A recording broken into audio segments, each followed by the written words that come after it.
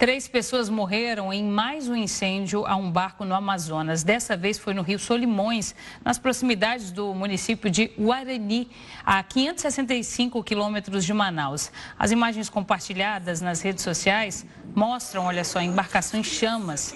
Os vídeos também mostram algumas pessoas que estavam ali no barco sendo atendidas depois do incêndio. Outra embarcação já tinha pegado fogo no interior do Amazonas na madrugada de sábado. Os passageiros tiveram que se jogar no Rio Negro para tentar fugir das chamas. 4 pessoas morreram na ocasião.